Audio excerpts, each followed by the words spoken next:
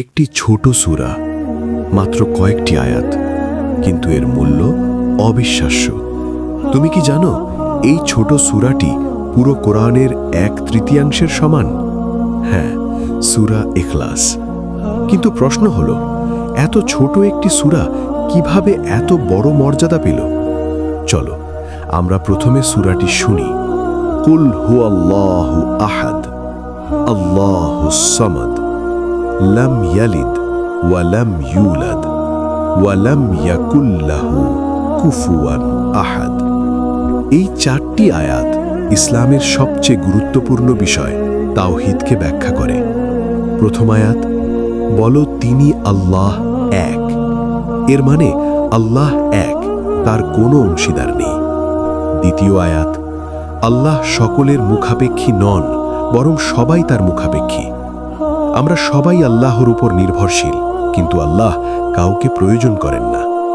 তৃতীয় আয়াত, তিনি জন্ম দেননি এবং জন্ম নেননি। আল্লাহর কোনো সন্তান নেই, তিনি কারো সন্তান নন। চতুর্থ আয়াত, এবং তার সমতুল্য কেউ নেই, কেউই আল্লাহর মতো নয়। এই সূরাটি আমাদের শেখায় আল্লাহ কে।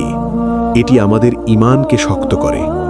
মহানবী মুহাম্মদ সাল্লাল্লাহু আলাইহি ওয়াসাল্লাম বলেছেন, এই সূরা পড়া পুরো কোরআনের 1/3 সমান। ভাবুন, একটি ছোট সূরা কিন্তু এত বড় সওয়াব। আপনি যদি এটি 3 বার পড়েন, আপনি যেন পুরো কোরআন একবার পড়লেন। কিন্তু শুধু পড়লেই হবে না, বোঝা দরকার, অনুভব করা দরকার। যখন আপনি বুঝবেন আল্লাহ এক, তখন আপনি আর কারো কাছে মাথা নত করবেন না। আপনি শুধু আল্লাহর উপর নির্ভর করবেন। আপনার ভয় কমে যাবে, আপনার বিশ্বাস শক্ত হবে। সূরা ইখলাস শুধু একটি সূরা নয়, এটি আপনার ঈমানের ভিত্তি। আপনি কি এটি প্রতিদিন পড়েন? নামাজে, ঘুমানোর আগে? অনেকেই জানে না এই সূরা পড়লে আল্লাহর ভালোবাসা পাওয়া যায়। একজন সাহাবী এই সূরা খুব বেশি পড়তেন। যখন তাকে জিজ্ঞেস করা হলো কেন, তিনি বললেন, আমি এই সূরাকে ভালোবাসি। তখন বলা হলো, আল্লাহ তাকে ভালোবাসেন। ভাবুন, আপনি যদি এই সূরাকে ভালোবাসেন, তাহলে আল্লাহ আপনাকে ভালোবাসবেন। এখন একটি প্রশ্ন, আপনি কি এই সূরার গুরুত্ব বুঝেছেন? আজ থেকে একটি ছোট অভ্যাস শুরু করুন।